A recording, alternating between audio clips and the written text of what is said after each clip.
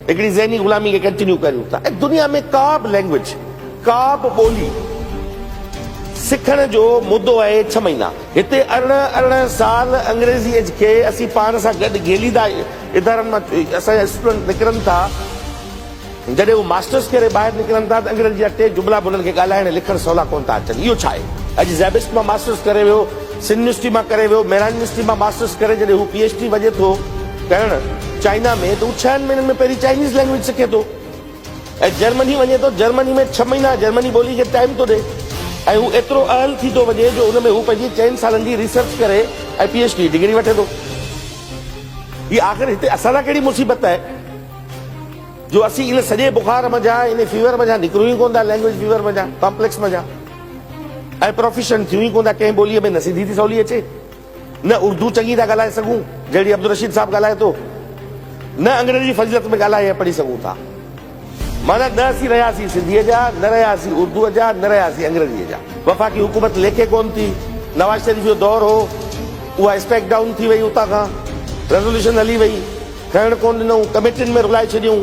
तव्हांजी रियासत तव्हांजे उन्हनि ॿोलियुनि खे क़ौमी ॿोलियूं मञण लाइ तयारु कोन्हे त कैम्ब्रिज सिस्टम वारा जेके लंडन में वेठा आहिनि उहे उन ॿोलीअ खे पंहिंजी उन में शामिल छो कनि?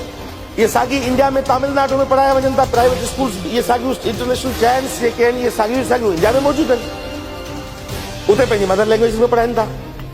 छो त इंडिया जी रियासत 24 ॿोलियुनि खे नेशनल लैंग्वेजिस डिक्लेयर करे चुकी आहे, जंहिंमें सिंधी बि शामिल आहे। हाणे जेके हीअ असां वटि मौजूदु आहिनि हू चवनि था त तव्हांजी स्टेट, तव्हांजी रियासत जेका आहे तव्हांजी ॿोलीअ खे आनर कोन कयो आहे, and they don't consider our language के सिंधी ॿोलीअ खे शामिल कयूं। 12,500 जे क़रीब प्राइवेट स्कूल मौजूदु आहिनि। 30 लख जे 28 खां 30 लख जे विच में सही सेंसस थियल कोन्हे। असां हाणे सेंसस कयूं पिया, प्राइवेट स्कूलनि जी प्रोफाइलिंग ऐं प्लस पब्लिक स्कूलनि जी प्रोफाइलिंग कयूं पिया, सही पिक्चर साम्हूं ईंदी त प्राइवेट स्कूल एग्जैक्टली केतिरा आहिनि रजिस्टर्ड। असां हीअ रजिस्ट्रेशन टेम्परली उन्हनि जी बंदि कई आहे। उहा इन करे बंदि कई आहे त हेसि ताईं ऑलरेडी जेके रजिस्टर्ड प्राइवेट स्कूल आहिनि छा उहे लॉ ते केतिरा स्कूल इम्प्लीमेंट कनि पिया ऐं केतिरा इम्प्लीमेंटेशन न पिया कनि। हिकिड़ो रुॻो मसइलो सिंधी ॿोलीअ जो न आहे, उन में मसइलो इहो आहे त 10% ग़रीब शागिर्दनि खे बि उन्हनि खे दाख़िला ॾियणी आहे। जेकॾहिं 200 जी इनरोलमेंट आहे, जिते जंहिं स्कूल में सरदार शाह जो, अवैस कादिर शाह जो या मैडम रेहाना लगारी जो ॿारु पढ़े त उते इहो राइट आहे त उनजे ॻोठ जे उन मिसकिन ग़रीब जो ॿारु बि पढ़णु खपे जेको मलाह उते बछूं मारे सॼी ज़िंदगी मरी वियो हलियो, उहो बि उन सां गॾु वेहे। इहो लॉ उन्हनि खे प्रोवाइड थो करे, पर उहो कनि कोन पिया।